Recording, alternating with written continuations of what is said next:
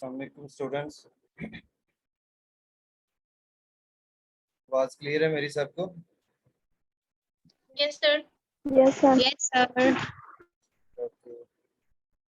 तो इब्न शाह मुझे बताएं व्हाट इज एनीमिया।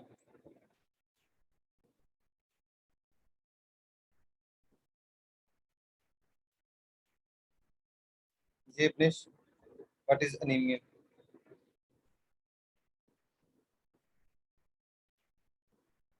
राबिया आप बताएं मुझे।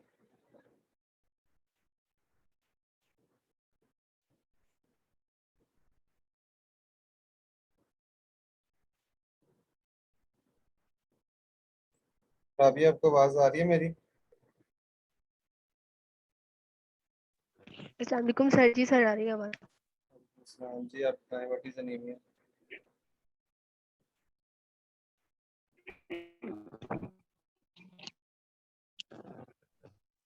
जो क्राइटेरिया रहती है लो, डिसीज का लेवल भी इसमें कम हो जाता है और फिर जो हमारे टिश्यू होते हैं वहाँ तक जो ब्लड है उसका वो लो वॉल्यूम ऑफ ब्लड हो जाता है, टिश्यू तक हाइपोक्सिया हो जाता है। ओके ओके ठीक है। मुस्कान आप मुझे बताएं classification of anaemia.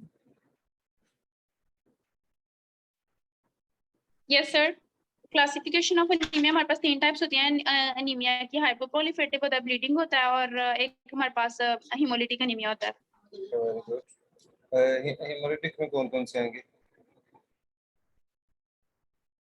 Sir haemolytic में 2 टाइप्स आती है हमारे पास। इनहेरिटेड होता है, एक एक्वायर्ड होता है। इनहेरिटेड वाला तो उसमें सिकल सेल एनीमिया और थैलेसीमिया आ जाएगा, और इसमें हमारे पास 2 रीजंस की वजह से होता है। या तो जो सेल मेम्ब्रेन आरबीसी के जो सेल मेम्ब्रेन है उसकी एब्नॉर्मैलिटी की वजह से होता है, या हमारे पास एंजाइम्स की डेफिशिएंसी की वजह से होगा। और जो एक्वायर्ड वाला होता है ना, वो एंटीबॉडी से रिलेट करेगा या नॉन एंटीबॉडी रिलेटेड होगा। ठीक है, ओके वेरी गुड। अच्छा अक्सा नज़ीर, आपको आवाज आ रही है मेरी? जी सर। आप मुझे बताएं कि आयरन डेफिशिएंसी एनीमिया की क्लिनिकल मैनिफेस्टेशन क्या है? जी सर, दोबारा बताइएगा, आवाज नहीं आ रही। Clinical manifestation of iron deficiency anaemia. Iron deficiency sir, सबसे पहले तो हम लोग कहेंगे कि वही जो मेन आ रही है उसमें, यानी कि fatigue, dizziness, chest pain, angina और टेकिकार्डिया, हेडेक, और नेक्स्ट उसमें हम कह देंगे कि वो जो स्मूथ एंड प्रोलिफरेटिव टंग आ जाएगा। और उसके अलावा आ जाएगा हमारे पास टिंगल्ड नेल्स और पिक्का पिक्का और ब्लीडिंग। वेरी गुड, ठीक है। नेक्स्ट है हमारे पास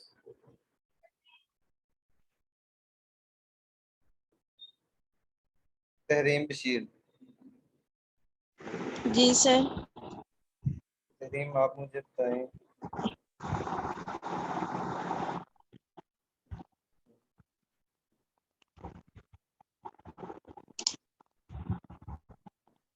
what is a plastic anaemia.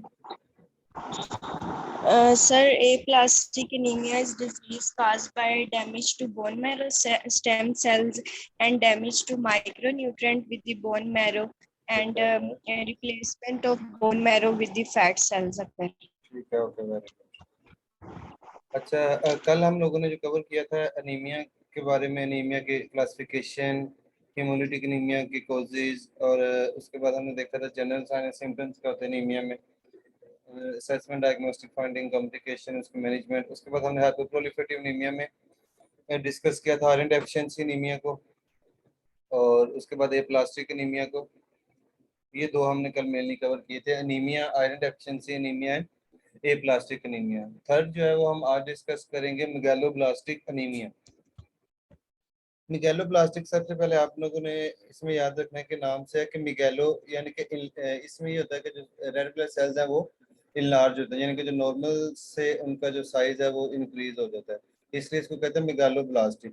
ब्लास्टिक इसलिए कहते हैं कि इसमें जो इमेच्योर सेल्स हैं ब्लास्टोसाइट्स, उनकी इनलार्जमेंट होती है। नॉर्मली ये जो मेनली होता है, ये deficiency vitamin B12 and folic acid, इन दोनों की डेफिशिएंसी की वजह से मेगालोब्लास्टिक एनीमिया होता है। इन दोनों का काम क्या होता है? Vitamin B12 and folic acid synthesis of DNA और जो आरबीसी है उनकी मैच्योरेशन। आप लोगों को इसी का आइडिया होगा कि जो रेड ब्लड सेल्स हैं वो डिफरेंट स्टेजेस के थ्रू उनकी सेंसिस होती है। सबसे पहले जैसे स्टेम सेल्स बनते हैं, फिर उनके ब्लास्टोसाइट, रेटिकुलोसाइट एंड देन फिर वो एरिथ्रोसाइट में कन्वर्ट होते हैं। तो इनका विटामिन B12 और फोलिक एसिड का काम एक तो जो सेंसिस ऑफ डीएनए और सेकंड जो आरबीसी है इनकी मैच्योरेशन होता है, यानी कि डिफरेंट स्टेजेस के थ्रू ये एरिथ्रोसाइट तक इनको मैच्योरेशन में हेल्प आउट करते हैं। तो अगर इनकी डेफिशिएंसी होगी तो एक तो आरबीसी मैच्योर नहीं होंगे, दूसरा क्या है कि डीएनए की सेंसिस नहीं होगी, आरबीसी की जो वो सेल की ग्रोथ होती रहेगी लेकिन उनकी डिवीजन नहीं होगी, जिस वजह से सेल की जो इनलार्जमेंट हो जाएगी। ठीक है, तो इसको मेगालोब्लास्टिक इसीलिए कहा जाता है क्योंकि इसमें जो ब्लास्टोसाइट है उनकी इनलार्जमेंट होती है, इनमें जो रेड ब्लड सेल्स प्रेजेंट होते हैं और उनकी इनलार्जमेंट होती है। तो इसमें बताना है कि it is a type of anaemia caused by deficiency of vitamin B12 and folic acid in identical bone marrow and peripheral changes.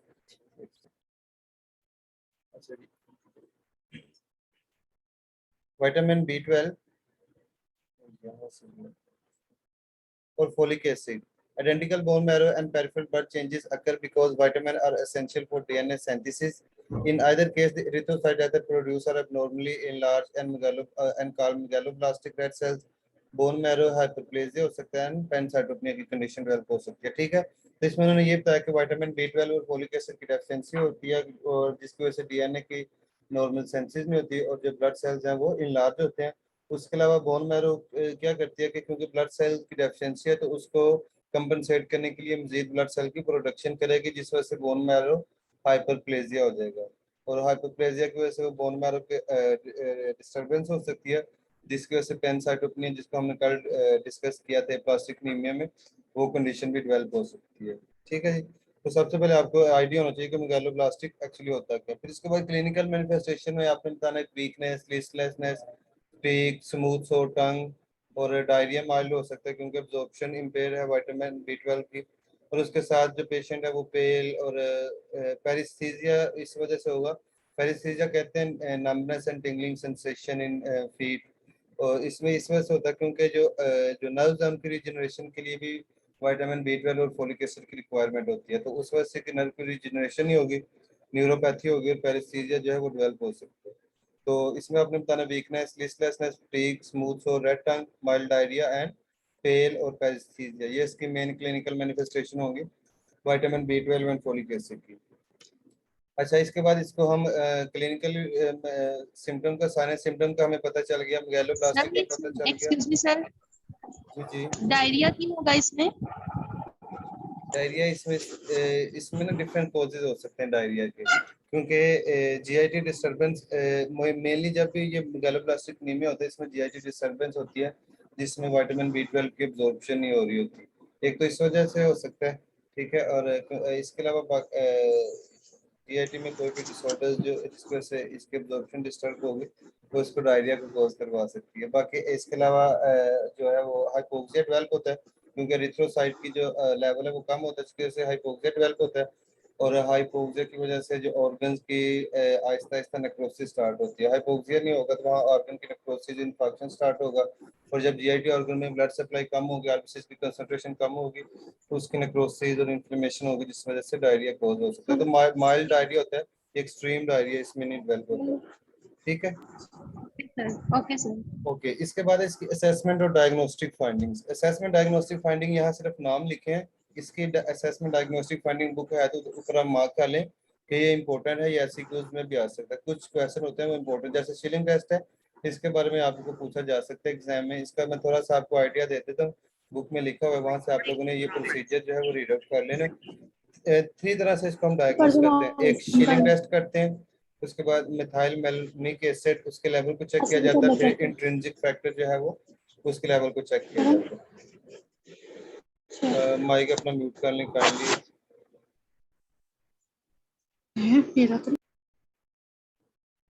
अच्छा जी, शिलिंग टेस्ट में एक्चुअली क्या होता है, शिलिंग टेस्ट में आपको बता रहा हूँ, ये आप लोग सुन लें ध्यान से और इसको बुक से आप लोगों ने करना है, ये इंपॉर्टेंट है। ठीक है, इसको मार्क कर लें। शिलिंग टेस्ट में ये एक्चुअली हम चेक करते हैं कि जो अनीमिया डेवलप हुआ है, विटामिन B12 डेफिशिएंसी जो अनीमिया डेवलप हुआ है, ये either due to decrease absorption की वजह से है या किसी और फैक्टर की वजह से है, तो इसको रूल आउट करने के लिए करते हैं।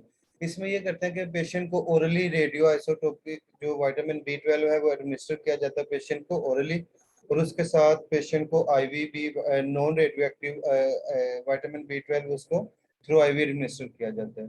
तो फिर पेशेंट के 24 आवर्स के बाद पेशेंट का यूरिन सैंपल लिया जाता है और उसमें फिर चेक किया जाता है कि विटामिन B12 की कितनी क्वांटिटी है। नॉर्मली अगर इसकी 4 to 8 से अगर ज्यादा होगी 8 mg से, तो इट्स मीन कि ये टेस्ट नॉर्मल है, GIT से इसकी प्रॉपर एब्जॉर्प्शन हो रही है। ठीक है, तो अगर इसकी वैल्यू इससे कम होगी तो इट्स मीन कि ये नॉर्मल है, जो विटामिन B12 है उसकी GIT से प्रॉपर एब्जॉर्प्शन नहीं हो रही।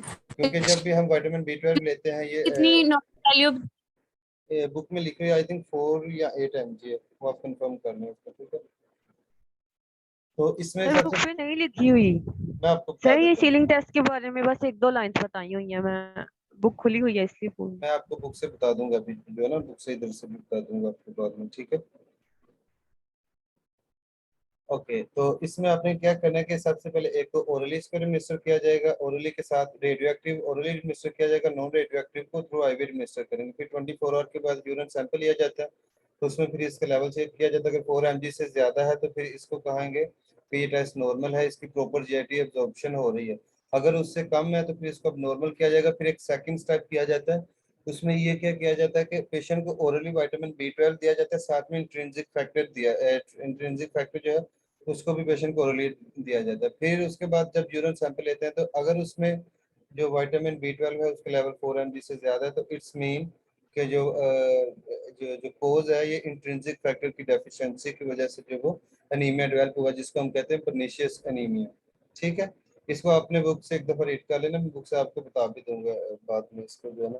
उसके बाद मिथाइल मैनुनिक एसिड एक सब एसिड है, इसको लेवल को चेक करते हैं। इसका लेवल जो है वो ऑपोजिट होता है विटामिन B12 के, यानी कि जब विटामिन B12 डेफिशिएंसी होती है तो इसका लेवल जो है वो इंक्रीज होता है। तो इसका लेवल चेक करना, अगर इसका लेवल इंक्रीज होगा तो वो भी विटामिन B12 की डेफिशिएंसी का एक साइन होगा। और उसके बाद इंट्रिंसिक फैक्टर का लेवल चेक करना है, क्योंकि इंट्रिंसिक फैक्टर जो है वो मेन इनका रोल होता है एब्जॉर्प्शन ऑफ विटामिन B12। तो जब इंट्रिंसिक फैक्टर की डेफिशिएंसी होगी तो विटामिन B12 एब्जॉर्ब नहीं होंगे, और वो क्या होंगे कि उसकी डेफिशिएंसी होगी। इंट्रिंसिक फैक्टर की डेफिशिएंसी की वजह से जो एनीमिया होता है उसको हम कहते हैं परनीशियस एनीमिया। ठीक है, ये एक इम्पोर्टेंट आपका MCQs है, इसको आप लोगों ने याद रखना है। आपको वाइवा में भी ये क्वेश्चन पूछा जा सकता है, MCQs में भी। परनीशियस एनीमिया अगर आपसे पूछा जाएगा तो इसमें आप लोगों ने बताना है कि due to deficiency of intrinsic factor, vitamin B12 deficiency due to intrinsic factor deficiency is called pernicious anaemia. ठीक है, तो ये 3 मेन टेस्ट करवाए जाते हैं, Schilling test, methyl malonic acid और इंट्रिंसिक फैक्टर। सर ये पॉइंट दोबारा रिपीट कर दें।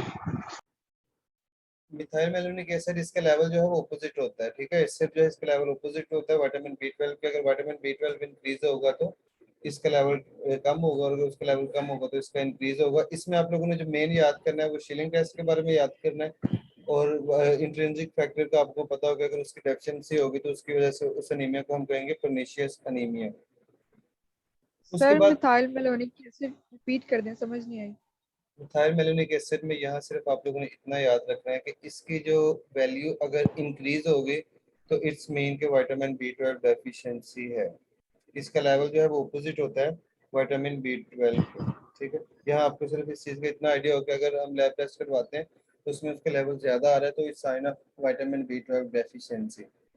मेडिकल मैनेजमेंट में इसको फोलेट को वो दिया जाता है पेशेंट को ओरली, और इसके बाद अगर पेशेंट ओरली नहीं ले सकता, अगर GIT मेल एब्जॉर्प्शन है तो पेशेंट को फिर इंट्रामस्कुलरली फोलिक एसिड एडमिनिस्टर किया जाता है। तो उसके अलावा विटामिन B12 को भी जो है वो उसकी डेफिशिएंसी को रिप्लेस किया जाता है।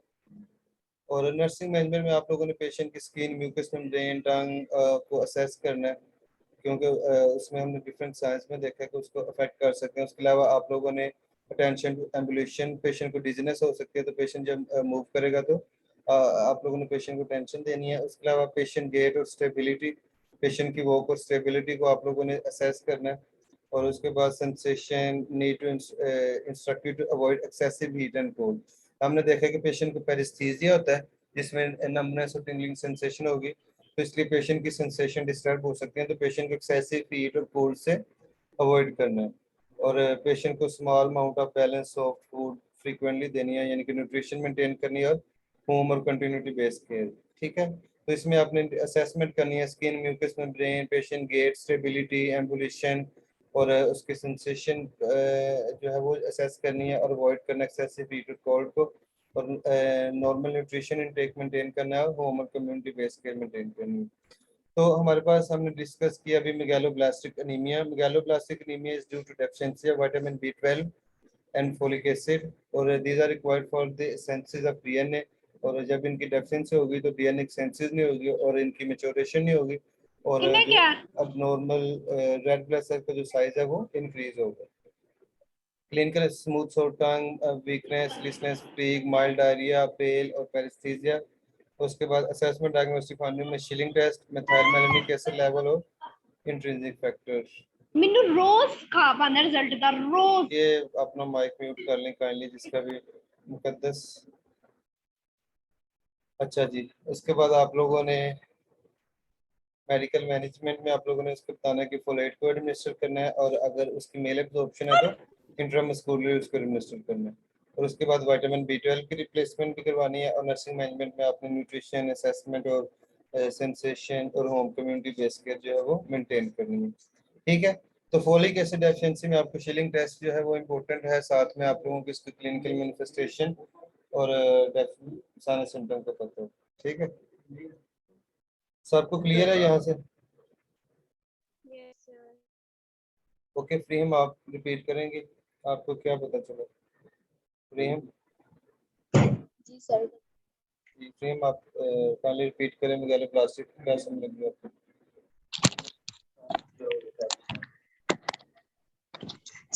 मेगालोब्लास्टिक जो है ना, ये विटामिन B12 और फोलिक एसिड की डेफिशिएंसी की वजह से होता है। इससे क्या होता है कि डीएनए की सिंथेसिस जो होती है वो अब नॉर्मल हो जाती है। ठीक है, इसके क्लिनिकल मैनिफेस्टेशंस में हमारे पास डायरिया आ जाता है और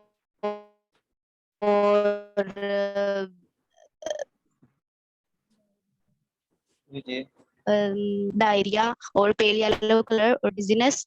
इसके बाद इसकी उसमें असेसमेंट डायग्नोस्टिक फाइंडिंग्स में आपने बताया था सीलिंग टेस्ट ठीक है, ओके फ्रीम, ठीक है, और ओके।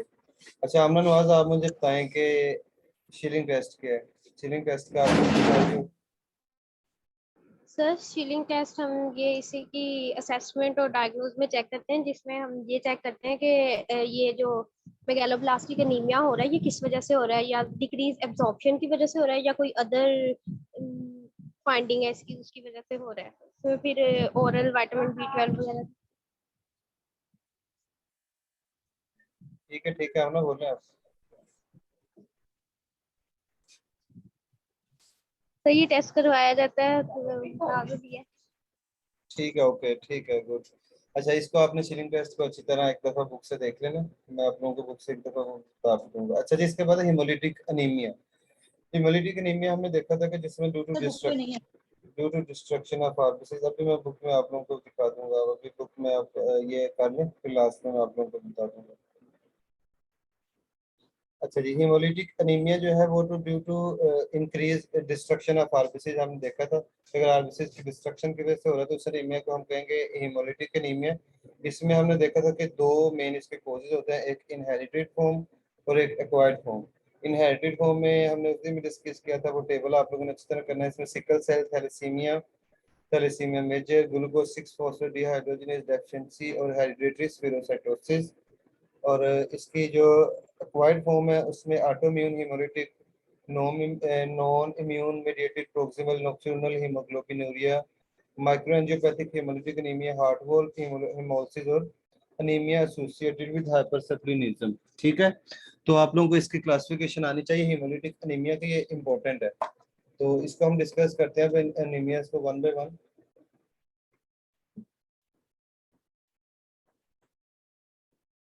मैं आई रिपीट फ्रॉम बुक, ठीक है, बुक से मैं रिपीट करूंगा।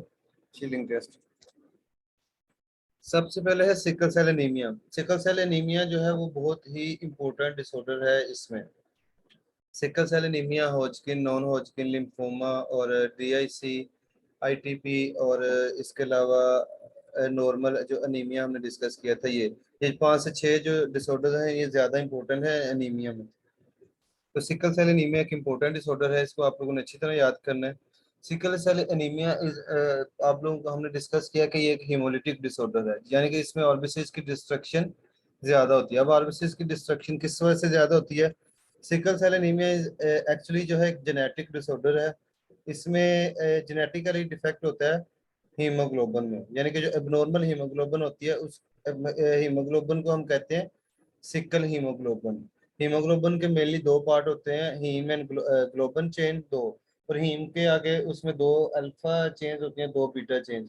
इसमें सिकल सेल एनीमिया में क्या होता है कि जो बीटा चेन्स है उनमें डिफेक्ट होता है, और जो हीमोग्लोबिन है वो एबनॉर्मल शेप होता है, सिकल शेप। उस हीमोग्लोबिन को हम कहते हैं सिकल सेल हीमोग्लोबिन। इसमें ये क्या होता है कि जब पेशेंट लो ऑक्सीजन से जब पेशेंट एक्सपोज होता है लो ऑक्सीजन से, तो इसमें जो हीमोग्लोबिन है वो क्रिस्टल लाइक फॉर्मेशन में उसकी शेप हो जाती है, और जो रेड ब्लड सेल्स हैं वो डिहाइड्रेटेड रिच और सिकल शेप हो जाते हैं, और उनकी ब्रेकडाउन यानी कि हिमोलिसिस स्टार्ट हो जाती है। आरबीसी की जब ब्रेकडाउन हिमोलिसिस होगी तो वो क्या करेंगे कि उसमें वो इन्फॉक्शन यानी कि वो थ्रोम्बस बना देंगे, जिसकी वजह से डिफरेंट ऑर्गन्स को ब्लड सप्लाई कम होगी, और जब ब्लड सप्लाई कम होगी तो उन ऑर्गन्स का इन्फॉक्शन नेक्रोसिस स्टार्ट होगी, फिर उसके अकॉर्डिंगली हर ऑर्गन की सिम्टम्स डेवलप होंगे। ठीक है, तो जनरल आपको आइडिया होना चाहिए कि sickle cell anaemia is actually genetic disorders, जिसमें डिफेक्ट होता है जेनेटिकली हीमोग्लोबिन में। हीमोग्लोबिन जो है वो नॉर्मल शेप होती है, सिकल सेल जिसको हम कहते हैं सिकल हीमोग्लोबिन।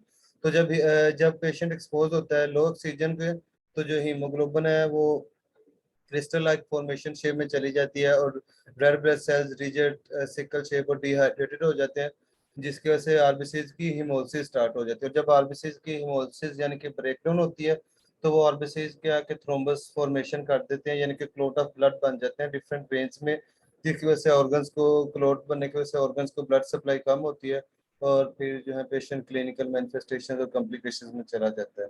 ठीक है, तो sickle cell anemia, hemolytic anemia result from sickle hemoglobin which cause the hemoglobin to be defective. HbS require crystal-like formation and exposed to low oxygen. The erythrocyte containing HB loses round pliable biconcave disc shape and become dehydrated, rigid, and sickle shape. If a ischemia or infarction results, the patient may have pain, swelling, and fever. Cold can aggravate this sickling process because vasoconstriction slows the blood flow. यानी कि cold की जब cold की condition होगी तो उसमें वेजोकंस्ट्रिक्शन होती है, उसमें जो सिकलिंग प्रोसेस है वो ज्यादा स्वेयर होगा। ठीक है, तो ये वही चीजें जो मैंने आपको बताई हैं। यहाँ तक सबको क्लियर है सिकल एनीमिया होता क्या?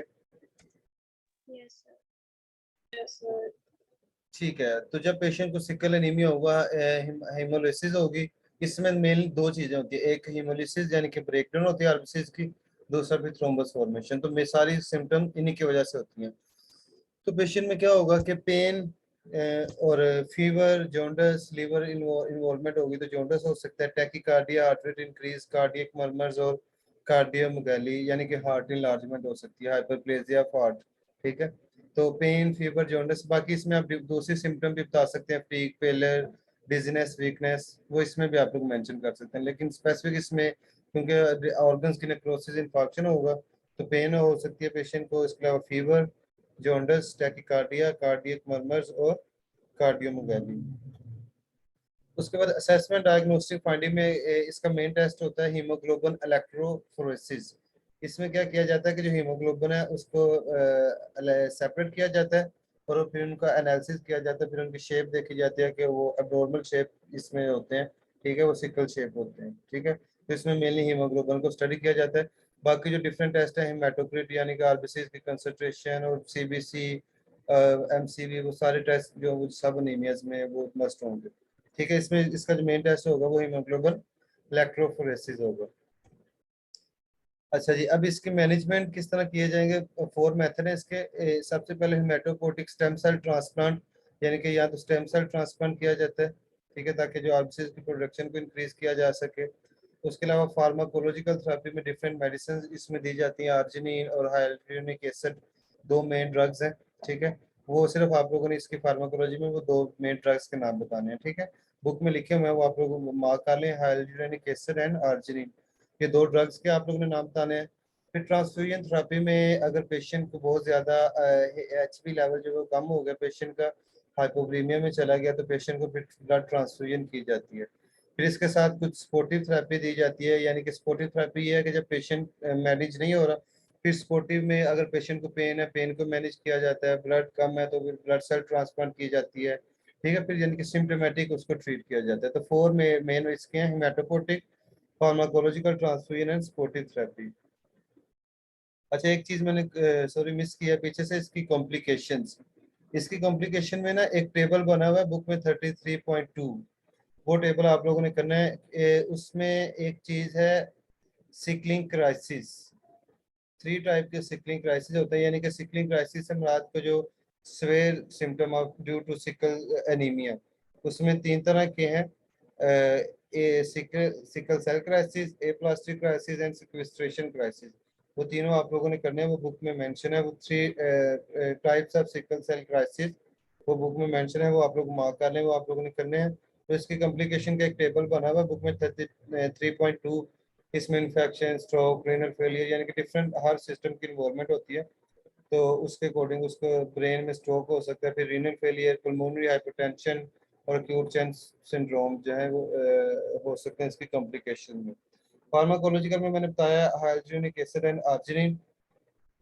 उसके बाद इसकी नर्सिंग मैनेजमेंट में आप लोगों ने बताना है कि पेन को, को मैनेज करना है, इन्फेक्शन को मैनेज प्रिवेंट करना है, कोपिंग स्किल्स प्रमोट करनी है, मिनिमाइज करना है डेप्थ नॉलेज, यानी कि पेशेंट के नॉलेज को इम्प्रूव करना है, और कॉम्प्लिकेशन को मॉनिटर करना है, और होम और कम्युनिटी बेस्ड केयर जो है वो प्रोवाइड करनी है, ठीक है। तो sickle cell anaemia is due to is a genetic disorder और it is due to defect in sickle haemoglobin. और इसमें जो हीमोग्लोबिन है वो सिकल शेप होते हैं, उनको हम सिकल सेल हीमोग्लोबिन कहते हैं। और जब पेशेंट लो ऑक्सीजन से एक्सपोज होता है तो उसमें आरबीसीज की ब्रेकडाउन होती है, जिसकी वजह से पेशेंट हीमोलिसिस और इन्फेक्शन जो है वो हो सकता है। उसके सिम्टम में pain, fever, jaundice, tachycardia, cardiac murmurs और कार्डियक मेगाली हो सकते हैं। कॉम्प्लिकेशन आप लोगों ने वो बुक से टेबल करना है, और साथ में सिकल क्राइसिस जो है और वो 3 तरह के होते हैं, वो आप लोगों ने करना है: ए प्लास्टिक और सिकल सेल और सिक्वेस्ट्रेशन। वो 3 मेंशन है, वो आप लोगों ने करने हैं। टेबल नहीं है, वो वैसे लिखा हुआ है, वो एक आर्टिकल टाइप लिखा हुआ है, वो टेबल में नहीं है सिकल क्राइसिस, ठीक है।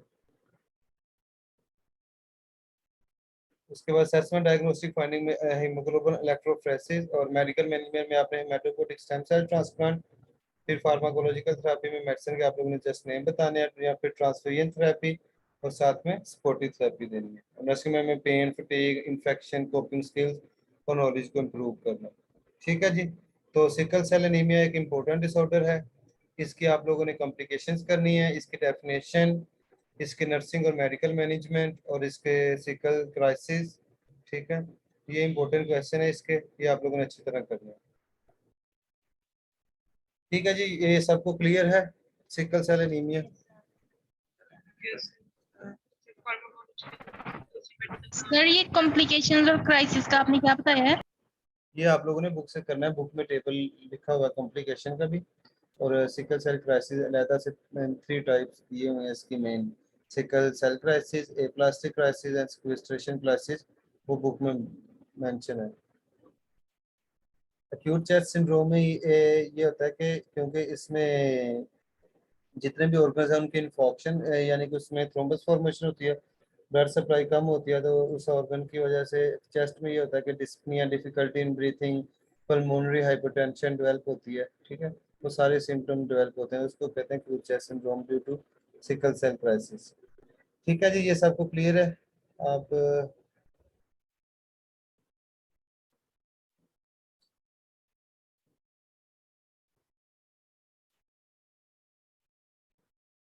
मुकद्दस तो सिर्फ आप मुझे बताएं कि what is sickle cell anaemia.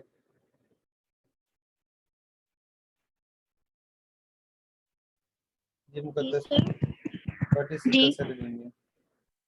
Sir, sickle cell anaemia में जो है ना उसकी रेड ब्लड सेल है जो उसकी शेप चेंज हो जाती है, सिकल शेप हो जाती है हीमोग्लोबिन की वजह से। ठीक है। और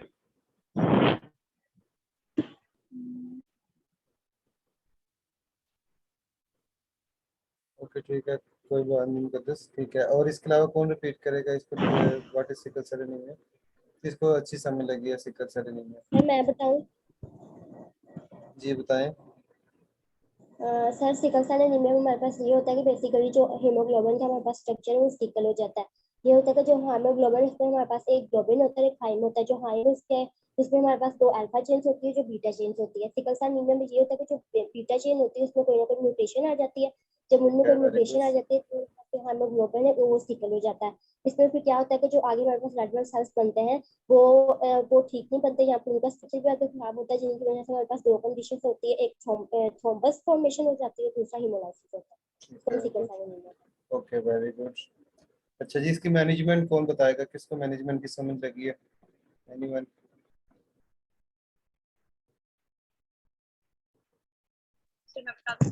जी जी बताएं।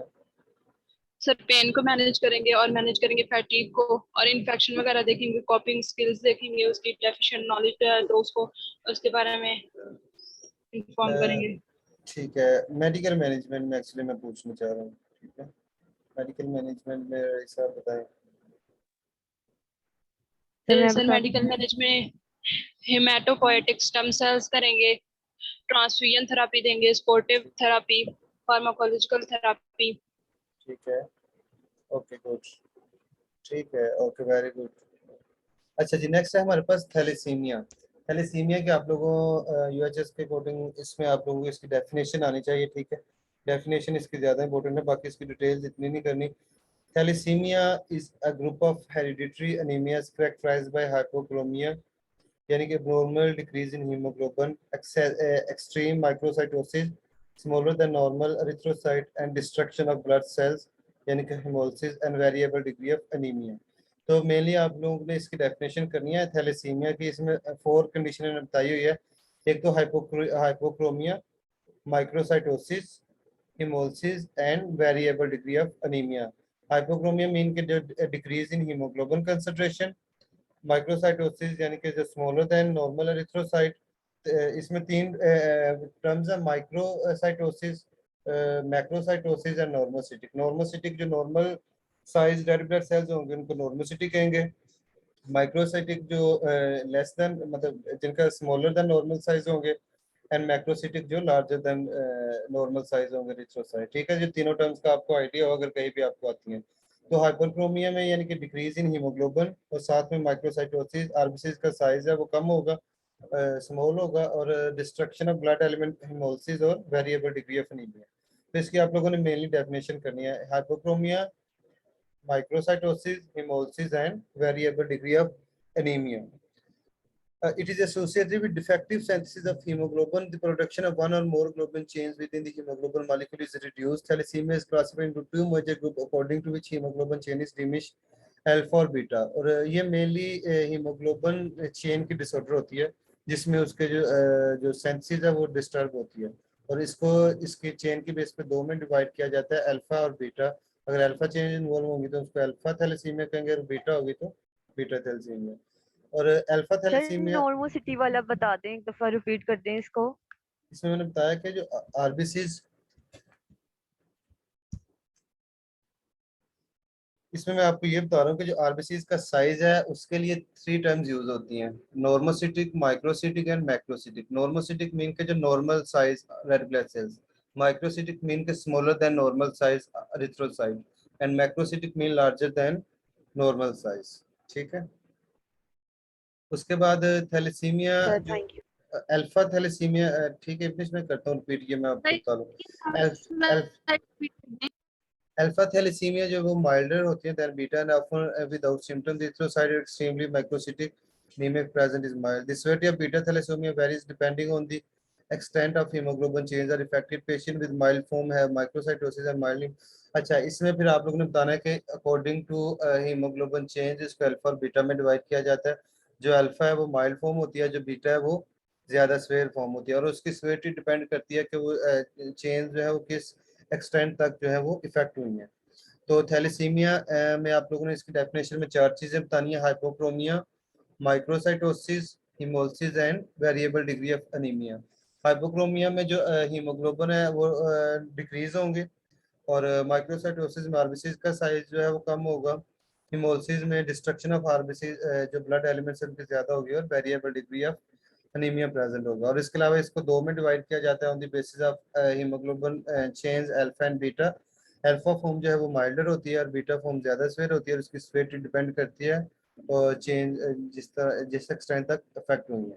ठीक है, तो थैलेसीमिया को आप लोगों ने अच्छी तरह याद करना है, इसकी डेफिनेशन आ सकती है। अच्छा, अभी मैं वो पेपर डिस्कस करते हैं जो आज आया था ना, उसमें आपको मैं एक दो चीजें बताता हूँ। अच्छा जी, ये सबको क्लियर है?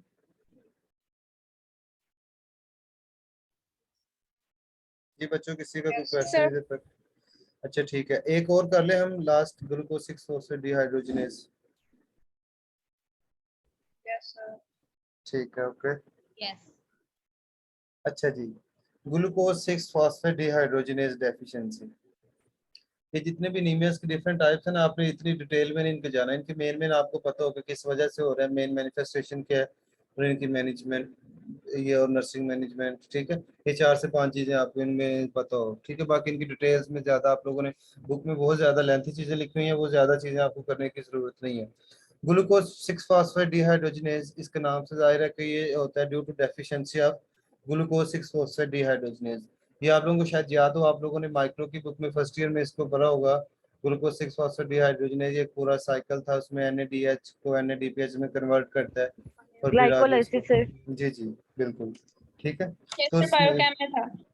जी जी, इसमें इसका एक और रोल होता है कि जो आरबीसी जो मेम्ब्रेन है उसको ये स्टेबल रखता है। ठीक है, आरबीसी की स्टेबिलिटी के लिए जो ग्लूकोज 6 फॉस्फेट डिहाइड्रोजिनेज है ये बहुत ज्यादा इंपॉर्टेंट है। जब ग्लूकोज 6 फॉस्फेट डिहाइड्रोजिनेज की डेफिशिएंसी होगी तो उससे क्या होगा कि आरबीसी की जो मेम्ब्रेन है वो डिफेक्ट होगी, वो इनस्टेबल होगी, उसकी ब्रेकडाउन होगी, और क्या होगा कि हिमोलिसिस यानी कि breakdown of red blood cell start होगी। ठीक है, ये भी हम लोगों ने जितने भी हम हीमोलिटिक डिसऑर्डर्स करेंगे उनका मेन उसमें यही होगा कि जो हिमोलिसिस यानी कि destruction of red blood sales होगी, वो जिस वजह से भी हो रही होगी, लेकिन मेन उसका यही होगा कि उसमें हिमोलिसिस होगी। ठीक है, तो ये जब हीमोलिटिक डिसऑर्डर्स हमने देखी थी, sickle cell, thalassaemia, glucose 6 phosphate और हाइपरसेप्टिनिज्म, डिफरेंट टाइप्स जो भी हैं, और उन सब में डिस्ट्रक्शन ऑफ आरबीसीज हो रही होगी। तो इसमें इसकी डेफिशिएंसी होगी जिसकी वजह से आरबीसी जो रेड ब्लड सेल मेम्ब्रेन है उसकी इंस्टेबिलिटी वो वीक होगी, और उसकी वजह से आरबीसी जो है वो इजीली डिस्ट्रॉय होंगे। लेकिन इसका जो ये डिपेंड कुछ कंडीशन में नॉर्मली पेशेंट को इसकी डेफिशिएंसी से इतनी ज़्यादा सिम्टम्स नहीं होती, लेकिन जब पेशेंट कुछ कंडीशन जैसे फीवर होगा या कुछ सर्टेन मेडिसिन दी जाती हैं, उस कंडीशन में ये जो जी ग्लूकोज 6 फॉस्फेटिहाइड्रोजिनेज अनीमिया है, ये ज़्यादा एग्रीगेट होता है, ज़्यादा इसकी सिम्टम जो है वो स्वेयर होती हैं। ठीक है, नॉर्मली पेशेंट में ये सिम्टोमेटिक होते हैं, लेकिन जब कुछ मेडिसिन या फीवर की वजह से सर्टेन कंडीशन में ये इसके सिम्टम जो है वो ज़्यादा स्वेयर हो जाती हैं। इसके सिम्टम में एक अनीमिया के आप सिम्टम बताएंगे, साथ में पेशेंट पेल होगा, जोंडस और सर हाइमोग्लोबिनूरिया, अभी यानी कि सर अभी जो आपने बात बताई है वो रिपीट कर दें। जी जी मैं बताता हूँ, हीमोग्लोबिन इन यूरिन और इसके साथ हिमोलिसिस होगी। ठीक है, माइल्ड होती है लेकिन ये सेल्फ लिमिटेड होती है। इसमें ही मैंने यही आप लोगों को बात बताई है कि नॉर्मली पेशेंट जो है वो एसिम्प्टोमेटिक होते हैं, इसमें इतनी ज़्यादा स्वेयर सिम्टम नहीं होती, लेकिन कुछ कंडीशन पर जिससे जब पेशेंट एक्सपोज होता है, जैसे जब फीवर की कंडीशन में पेशेंट होता है या फिर कुछ सर्टेन मेडिसिन पेशेंट लेता है, तो उसमें ये कंडीशन जो है वो ज़्यादा एग्रीगेट करती है और सिम्टम जो है वो ज़्यादा स्वेयर होते हैं, जिसमें पेशेंट पेयर हो सकता है, जॉन्डिस डेवलप हो सकता है, और इवन की हीमोग्लोबिनूरिया, हीमोग्लोबिन की ब्रेकडाउन की वजह से जो यूरिन के थ्रू जो है वो हीमोग्लोबिन एक्सक्रीट आउट हो सकती है। ठीक है, और लेकिन इसमें हीमोलिसिस जो है यानी कि breakdown of red blood sales वो माइल्ड होती है और मोस्टली ये सेल्फ लिमिटेड होती है। इसकी डायग्नोस्टिक फाइंडिंग में ग्लूकोज 6 फॉस्फेट डिहाइड्रोजिनेज जो है वो उसका क्वांटिटेटिव टेस्ट किया जाएगा, उसकी वैल्यूज को देखा जाएगा कि उसकी वैल्यूज कम है या नहीं। और मैनेजमेंट में इसमें क्या किया जाता है कि इसमें ट्रांसफ्यूजन की जाती है, ट्रांसफ्यूजन ऑफ ब्लड, क्योंकि पेशेंट हेमोलिसिस में होता है, ब्लड की डेफिशिएंसी होती है, तो उसको कंपनसेट करने के लिए ट्रांसफ्यूजन की जाती है। और इसके अलावा सेकंड इसमें सप्लीनेक्टमी यानी कि सप्लीन को रिमूव किया जाता है, क्योंकि सप्लीन एक मेजर ऑर्गन है जो आरबीसीज हेमोलिसिस में काम करता है। सप्लीन जो है वो हेमोलिसिस में एक मेजर रोल प्ले करता है, तो इसलिए पेशेंट की सप्लीनेक्टमी करवाई जाती है ताकि